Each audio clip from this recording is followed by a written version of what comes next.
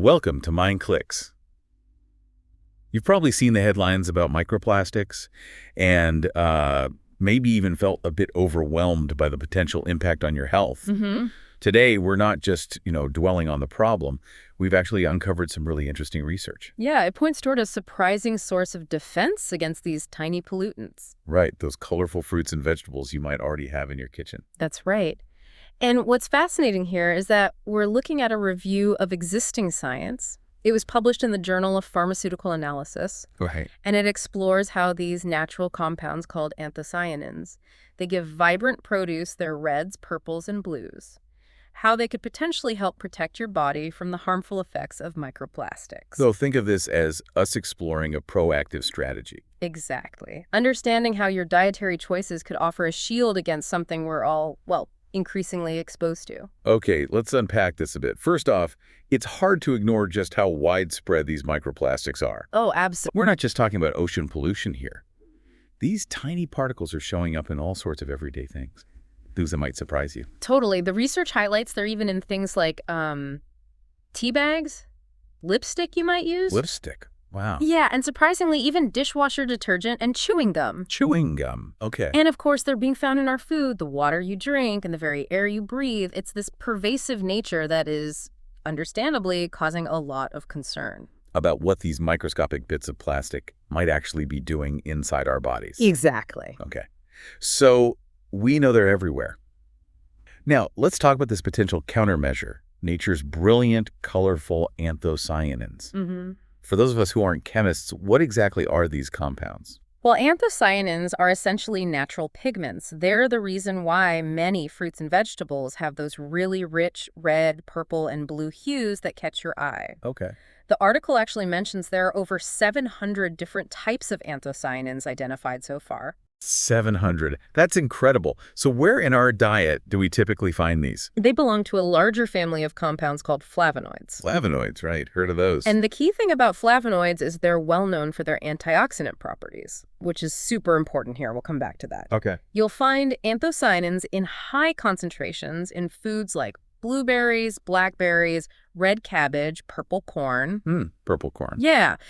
Really, if a fruit or vegetable boasts a deep red, purple, or blue color, it's a strong sign it's a good source. Generally, the more intense the color, the more anthocyanins it likely contains. So these colors aren't just pretty on the plate, they're actually like working on a biological level? Precisely. These compounds are biologically active. That means they interact with various systems within your body to support overall health. Okay. And the experts in this review emphasize that anthocyanins are among the most powerful natural antioxidants we can get from our diet. So they fight free radicals, is that the idea? Yeah. Exactly. They help neutralize harmful free radicals in your body, which in turn reduces something called oxidative stress. And oxidative stress. That's bad. Yeah, it's a process that can damage your cells, proteins, even your DNA over time. Okay, that makes sense. So microplastics cause harm, and anthocyanins, with this antioxidant power, might step in and help. That's the connection they're exploring. But let's dig a bit deeper. How exactly do microplastics wreak havoc in the body to begin with? Well, at a fundamental level, when these tiny plastic particles enter your body, they can trigger inflammation and, like we just said, oxidative stress. Right. And this cellular damage from oxidative stress is really at the heart of why microplastics are a problem and why antioxidants like anthocyanins are potentially so important in counteracting that. And it's not just general cell damage we're worried about, is it? I remember reading something about hormones. That's a really crucial point. Microplastics can also act as endocrine disruptors. Endocrine disruptors. Yeah. Okay, what does that mean exactly? Think of it this way. Your endocrine system is your body's network of glands producing hormones. These hormones regulate a huge range of vital functions: reproduction, metabolism, growth, development. Pretty much everything. Right. And microplastics can interfere with these delicate hormonal balances. That sounds quite significant in terms of potential health impacts. It is. And what's particularly concerning, as this review highlights, is the ability of microplastics to cross certain protective barriers in the body. Like what? We're talking about barriers like the blood-testis barrier and the placental barrier. Oh, well. Which means they have the potential to accumulate in reproductive organs. There, they could directly damage reproductive cells and interfere with normal fertility and development. That's a sobering thought. The potential impact on development. Definitely. Okay, this paints a much clearer picture for me and hopefully for everyone listening about why microplastics are a genuine concern. So let's get to the potentially good news. How do anthocyanins come to the rescue here? What are the main ways they might offer protection? Well, the first line of defense seems to be that potent antioxidant capacity we talked about. Okay, neutralizing the oxidative stress. Exactly. They neutralize the oxidative stress that microplastics can induce once they're inside your body. By doing this, they help minimize the risk of damage at the cellular level. Think of them as a cleanup crew for those damaging free radicals. A cleanup crew. I like that. So they're actively counteracting one of the main ways microplastics cause harm. What else? What other tricks do they have? They also show significant anti-inflammatory effects. Inflammation. Okay. They can help reduce the inflammation that microplastics can trigger. And this is really important because chronic inflammation is linked to a wide range of long-term health issues, Right. like gastrointestinal problems, certain types of cancer, even damage to vital organs. That's a really significant benefit then. And you mentioned something earlier that sounded particularly interesting about interacting with our hormones. Yes, this is where it gets really interesting. The research suggests that anthocyanins may have the ability to interact with steroid receptors. Steroid receptors. Yeah, these are protein molecules in your cells that bind to steroid hormones like estrogen, progesterone, testosterone, hormones that are absolutely essential for reproductive health, as we know. Right. So by interacting with these receptors, anthocyanins might actually help regulate hormone functions that microplastics can disrupt. So they kind of buffer the disruption. That seems to be the idea. The experts in this review describe it as a multi-layered defense system against the harmful effects of microplastics. A multi-layered defense. I like the sound of that. It's almost like nature anticipated this kind of challenge, isn't it? Yeah, it really is. So how can we practically apply this? How do we get more of these potentially protective anthocyanins? What foods should we focus on? The review gives a really helpful list. Berries are definitely the rock stars here. Things blueberries, blackberries, cranberries, raspberries, bilberries. All the good stuff. Yep. But also other excellent sources like black rice, that vibrant purple corn we mentioned, Okay. red cabbage, purple sweet potatoes, red grapes, pomegranates, and even those, trendy acai berries. So it's really about embracing the full spectrum of those deep purple, blue, and red colors in our diet. Exactly. And like we said, the deeper and more vibrant the hue, generally the higher the anthocyanin content. Makes sense. And it's also worth remembering that different colorful foods contain slightly different types of anthocyanins. Oh, okay. Yeah, and each type might offer its own unique set of health benefits. That's why you often hear the advice to eat the rainbow. Right, get the variety. Get the variety, exactly. It's about getting a diverse range of these beneficial compounds. That's great, but in terms of how much? Is there a target we should aim for? A specific amount? Well, there isn't currently a standardized daily recommendation for everyone to follow. Okay. But the research discussed in the review suggests that aiming for around 50 milligrams per day could be beneficial for reducing oxidative stress. 50 milligrams. What does that look like in real food? To give you a practical idea, that's roughly equivalent to about 1 cup of fresh blueberries. Oh, okay.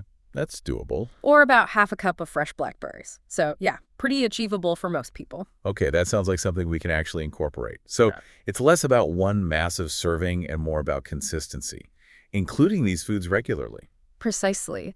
The review really emphasizes that the potential benefits tend to be cumulative. They build up over time. Okay. So making it a habit to include these foods regularly over weeks and months is what's likely to lead to more noticeable effects in potentially counteracting that ongoing microplastic exposure. Right. It's like building up your body's resilience long term. Exactly. Not a quick fix. That makes a lot of sense. Yeah. Build those defenses consistently. Now, beyond just microplastics, are there other broader health benefits tied to eating more anthocyanins? Oh, yes, absolutely. There are quite a few well-documented benefits. Like what? For example, lots of studies suggest anthocyanins are really good for heart health. They can help improve blood vessel function, reduce inflammation, both key factors for a healthy cardiovascular system. Good to know. They also show a lot of promise for supporting brain health. Some research indicates they might play a role in delaying age-related cognitive decline. Definitely good news for keeping our brains sharp. Anything else? The review also mentions potential links to a reduced risk of certain cancers, like skin and colorectal cancer, Yeah. and also potentially chronic obstructive pulmonary disease, or COPD. Okay. Plus, and this ties back to the hormone disruption we talked about, anthocyanins seem to support reproductive health in both men and women. How so? Well, emerging research suggests they can help balance hormone levels and protect reproductive organs from that oxidative damage. Mm-hmm. In men, for instance, some might help safeguard testicular tissue and support healthy testosterone. In women, they might help protect ovarian function. And that connection to the steroid receptors you mentioned. Exactly. Their apparent ability to modulate those receptors seems key for maintaining proper hormonal signaling, which microplastics might interfere with. So it really seems like these vibrant compounds are pretty powerful allies for our overall well-being. Absolutely. The benefits seem to extend far beyond just potentially helping with microplastic exposure. Now, focusing on getting more anthocyanins seems like a really smart strategy. But are there other things we should think about to minimize exposure in the first place or support our bodies further? Definitely. The review hinted at some other comprehensive strategies. What did it suggest? Well, the experts provide several practical recommendations you can use daily. A big one is minimizing plastic use, especially with food prep and storage. Okay, so use glass, stainless steel. Exactly. Opting for alternatives like glass, stainless steel, bamboo, or ceramic containers can make a difference over time. Makes sense. Also, filtering your drinking water.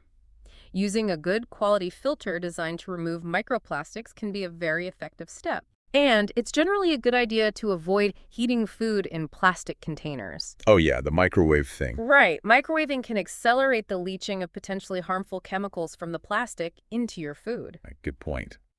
So those are ways to reduce exposure. What about supporting our bodies from the inside? Eating a well-balanced diet overall is really crucial. Foods rich in fiber. Like the berries we talked about. Yes, and also things like lentils, apples, sweet potatoes, chia seeds, walnuts. Fiber can help bind toxins in your digestive tract and support your liver's natural detox processes. Okay, fiber is key. And also include cruciferous vegetables. Think broccoli, cabbage, cauliflower, kale. They contain compounds that can further aid detoxification. Got it. Cruciferous veggies. And finally, don't overlook probiotics, found in fermented foods like kimchi, miso, tempeh, kefir. For gut health. Exactly. They help maintain a healthy gut microbiome, which plays a big role in reducing the presence of harmful chemicals in your body. So it sounds like a really holistic approach then. It really is. Load up on the colorful protectors like anthocyanins. Actively try to reduce exposure to microplastics and support the body's natural detox ability with fiber, veggies, and probiotics. That's the comprehensive strategy. It's about boosting your well-being in a world where, let's face it, microplastic exposure is becoming increasingly common. So as you can see, this isn't just another, doom and gloom story about environmental pollutants. Not at all. Instead, it really shines a light on the fascinating ways your diet can actively play a role in protecting your body. Those vibrant colors in your fruit and vegetable drawer might just hold more protective power than you ever realized. And it's important for you to remember, though, that while this research highlights some really promising potential protective effects, the science around the long-term impacts of microplastics is still evolving. It's complex. Right, it's still early days in some ways. But the great thing is, incorporating more anthocyanin-rich foods into your diet offers such a wide range of other well-established health benefits that it makes it a worthwhile and, let's be honest, delicious strategy regardless of the ongoing research. You win either way. This brings up a really interesting point for you, the listener, to think about. How might you intentionally weave more of these colorful foods into your daily meals? Not just for their general health perks, which are great, but also with this potential protective effect against microplastics sort of in the back of your mind. What small manageable changes could you make, maybe to your grocery list or your eating habits, starting today? Yeah, what's one small step you could take? It's a compelling intersection, isn't it? Between what you eat and the environment we all live in. And it feels like it puts a little bit of control back in your hands.